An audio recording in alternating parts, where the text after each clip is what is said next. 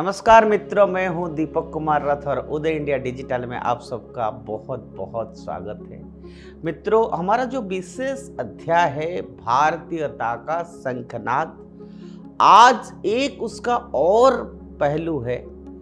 और भारतीयता का शंखनाद में मैं आज आपको कैसे जो इंडिया का जो एंशिएंट विजडम है, ट्रेडिशनल नॉलेज बेस है, फिर से उसको यूनिवर्सिटी ग्रांट कमीशन उसके बारे में हमारा आने वाले बच्चों को जो नया एजुकेशन पॉलिसी आ रहा है उसके तहत ये ट्रेडिशनल नॉलेज बेस के बारे में पढ़ने को मौका मिलेगा और ये बड़ा आनंद का विषय है।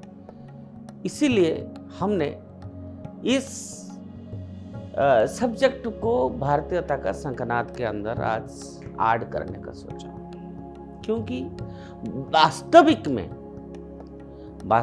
में ये बहुत संतोष का विषय है कि आज़ादी के अमृत काल के दौरान यूनिवर्सिटी ग्रांट कमीशन, जो कि विश्वविद्यालय अनुदान आयोग है, उन्होंने हमारे युवा पीढ़ी को ज्ञान के हमारे प्राचीन खजाने के बारे में जानने का अवसर प्रदान कर रहा है। कॉलेज की छात्रों के जल्द ही प्राचीन संस्कृत पाठ सुश्रुत संहिता में वर्णित प्लास्टिक सर्जरी और वैदिक खगोल विज्ञान जो एस्ट्रोनॉमी है, वैदिक एस्ट्रोनॉमी, उसका अध्ययन करने के लिए प्रोत्साहन किया जा सकता है।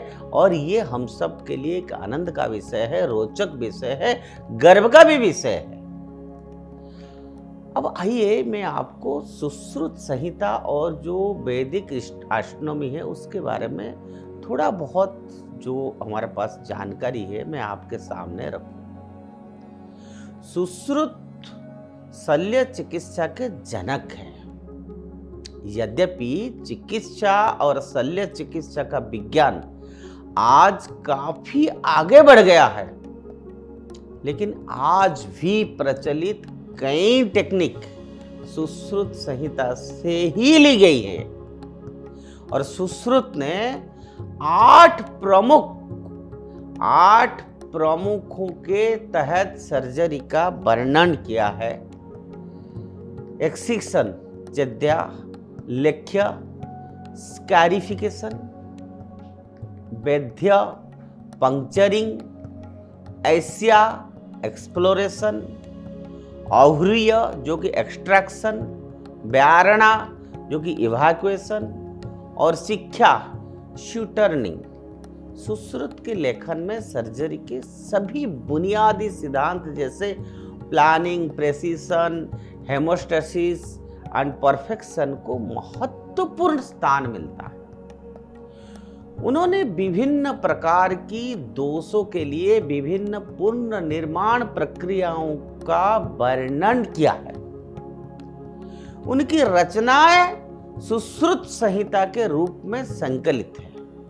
उन्होंने घावों के उपचार के लिए 60 प्रकार के उपक्रम, 120 शल्य चिकित्सा उपकरण और 300 शल्य चिकित्सा प्रक्रियाओं का वर्णन किया है और 8 श्रेणियों में मानव शल्य चिकित्सा का वर्गीकरण भी किया है।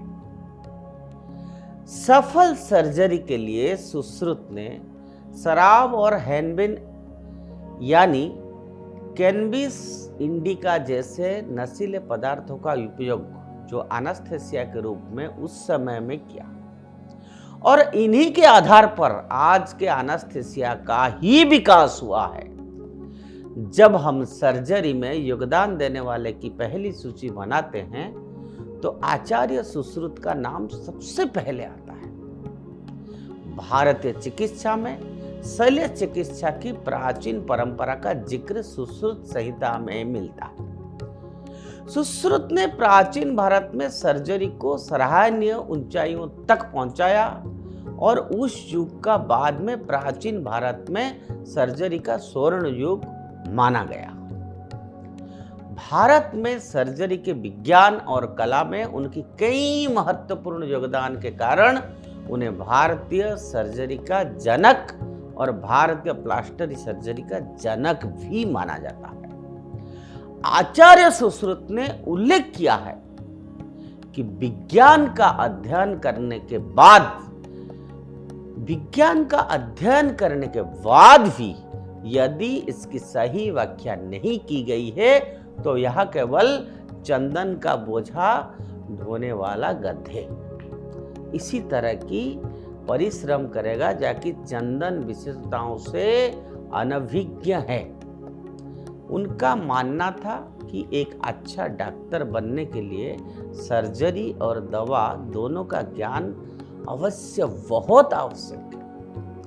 भारत में प्राचीन काल में भी प्लास्टिक सर्जरी और दंत शल्य चिकित्सा का प्रचलन था। विद्यार्थियों को जो मॉडल होता है उनका समुचित प्रशिक्षण दिया गया। नए छात्रों को अपना प्रशिक्षण शुरू करने से पहले कम से कम 6 साल तक अध्ययन किया जाता था। अध्ययन करते थे वो बच्चे सारे। प्रशिक्षण शुरू करने से पहले छात्रों को एक गंभीर शपथ लेने की आवश्यकता होती थी। सुश्रुत ने विभिन्न प्रयोगात्मक मॉडल पर अपने छात्रों को अपने सर्जिकल कौशल भी सिखाए। तरबूज और ककड़ी जैसे सब्जियों पर चीरा लगाना, गली हुई लकड़ियों एवं मृत जानवरों पर जांच करना 2000 से अधिक वर्षों पहले आज की वर्तमान साइंस की तुलना में उनकी प्रायोगिक शिक्षाओं के कुछ उदाहरण हैं। यह मानव इतिहास के पहले लोगों में से एक थे जिन्होंने सुझाव दिया था कि सर्जरी के एक छात्र को एक मृत शरीर का विच्छेदन करके मानव शरीर और उसकी अंग के बारे में सीखना भी चाहिए। सुश्रुत संहिता कई शताब्दियों तक विशेष रूप से संस्कृत भाषा में ही संरक्षित रही। मित्रों, 8वीं शताब्दी ईस्वी में सुश्रुत संहिता का अरबी में अनुवाद किताब शाह-सुन अल हिंदी और किताब ए सुश्रुत के रूप में किया गया था। सुश्रुत संहिता का पहला यूरोपीय अनुवाद लैटिन में हेस्लर द्वारा और 19वीं शताब्दी की शुरुआत में मूलर द्वारा जर्मन में प्रकाशित किया गया था। 1907 में कलकत्ता में 3 खंडों में कविराज कुंजालाल द्वारा पूरा अंग्रेजी में इसका अनुवाद भी किया गया था। सुश्रुत को तिब्बती साहित्य में एक मेडिकल अथॉरिटी के रूप में भी जाना जाता था। मित्रों, अब बात करते हैं वैदिक एस्ट्रोनॉमी की। वो क्या होता है? मनुष्य ने कई हजारों वर्षों से तारों को देखा है। विभिन्न संस्कृतियों ने अपनी स्वयं को नवाचार के आधार पर दृश्यमान सितारों और स्टार समूहों को देसी उचित नामों से नाम दिया है।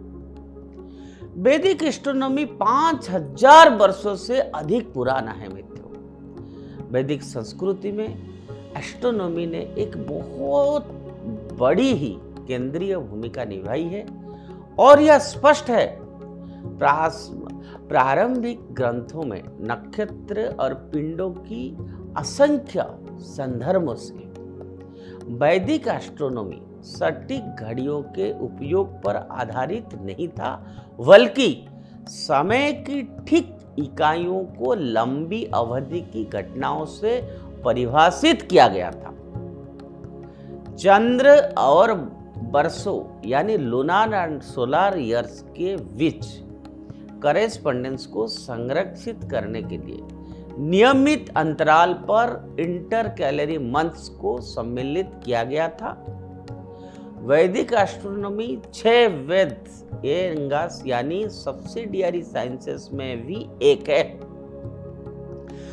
अन्य है ध्वन्यात्मक अनुष्ठान, व्युत्पत्ति, व्याकरण और मैट्रिक्स। वैदिक एस्ट्रोनॉमी के 2 पुराने नाम हैं। एक है ज्योतिष, जो कि प्रकाश का विज्ञान, और नक्षत्र विद्या, जिसको तारों का विज्ञान कहते हैं। हालांकि वैदिक पुस्तकों के अक्सर एस्ट्रोनॉमिकल घटनाओं के बारे में बात करती है। यह हाल ही में कि वेदों की एस्ट्रोनॉमिकल आधार की जांच की गई है और इन्हें प्रशंसनीय आधार के रूप में दिखा जा रहा है। वैदिक एस्ट्रोनॉमी का प्राचीन काल से लेकर आधुनिक काल तक लंबा इतिहास रहा है मित्रों। वैदिक एस्ट्रोनॉमी की कुछ मूल जड़ें सिंधु घाटी सभ्यता या उससे पहले की हो सकती है। वैदिक एस्ट्रोनॉमी बाद में वेदांग के रूप में विकसित भी हुआ, जो 1500 ईसा पूर्व या उससे अधिक पुराना है। सबसे पुराना ज्ञात ग्रंथ जो है वेदांग ज्योतिष है, जो 1400 से 1200 ईसा पूर्व का है।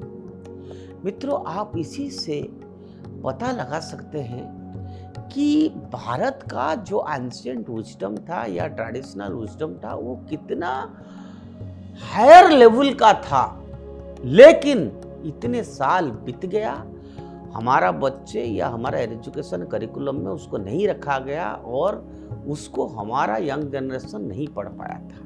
लेकिन आज खुशी की बात है कि यूजीसी आज उसको बच्चों को पढ़ने का अवसर दे रहा है। ये बड़ी हम सब के लिए गर्व का विषय है। भारत की शंखनाद में आज के लिए इतना। भारत माता की जय।